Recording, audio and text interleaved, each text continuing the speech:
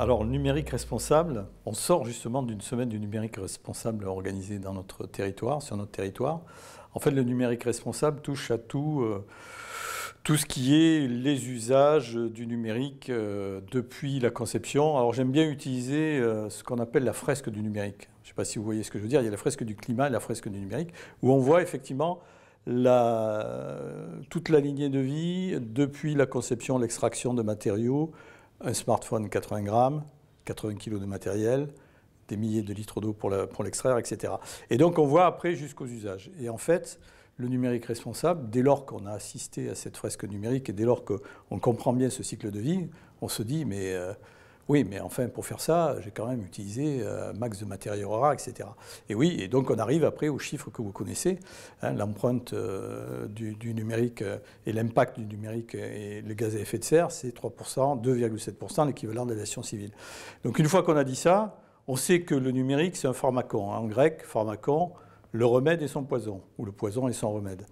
Donc il faut faire en sorte que ce soit plutôt un remède, que ce numérique soit responsable et sobre. J'aime bien dire on doit utiliser le numérique dans un contexte de sobriété heureuse. C'est-à-dire se faire plaisir avec le numérique, parce que ça rend énormément de services, mais en ayant conscience de ce qu'on fait. Je discutais avec un développeur qui me disait, moi, ce que j'aimerais, c'est que quand mes développeurs codent, qu'ils puissent à chaque ligne savoir exactement ce qu'ils utilisent comme empreinte.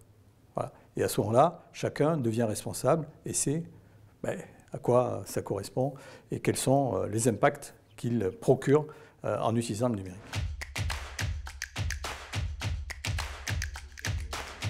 Alors la traduction de ces actions numériques responsables sur notre territoire part déjà au niveau d'une feuille de route. C'est-à-dire que dans notre feuille de route, la feuille de route que je porte, que je partage avec d'autres élus, c'est effectivement se dire notre numérique, il doit être responsable, il doit être sobre, responsable, etc. Et pour ce faire, déjà, on décline des actions au quotidien pour pouvoir rentrer dans cette et essayer d'être dans ce canevas, dans ce moule. On a organisé la semaine dernière la semaine du numérique responsable. C'est une première, avec nos partenaires, donc différents partenaires. Il y avait Orange, il y avait d'autres organismes, où on a sur le territoire, dans une volonté de bien décentraliser les actions. C'est-à-dire faire en sorte que sur les petites communes, on ait des actions. Les actions, c'est j'ai des boîtes prévues à cet effet dans les médiathèques ou les accueils de mairie, où je dépose mon smartphone qui va être reconditionné, qui va être tout ce qu'il faut pour pouvoir être après envoyé en Afrique avec les organismes qui sont labellisés, qui peuvent reconditionner ce type de matériel. On a aussi des actions de formation, d'acculturation. Simplement, hein, comment utiliser un smartphone.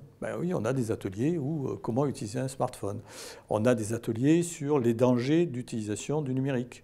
Voilà, donc on a réparti sur tout le territoire et on a vraiment acté, on a vraiment instauré cette semaine du numérique responsable pour s'assurer que tout le territoire soit couvert et que toutes nos actions portent sur le territoire.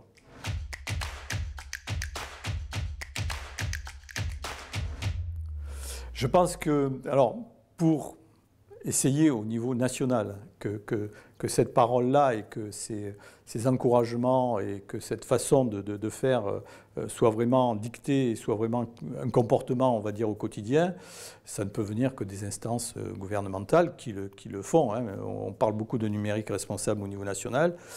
C'est de faire en sorte que vous pouvez avoir déjà les opérateurs qui vous relance par mail pour changer votre portable, vous oriente sur du reconditionné. Ce qui est un petit peu le cas. Hein. Donc il y a déjà une prise de conscience. Bon.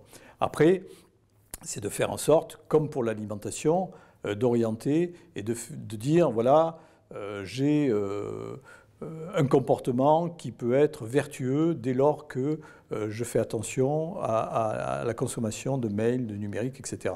Et j'ai surtout des lois.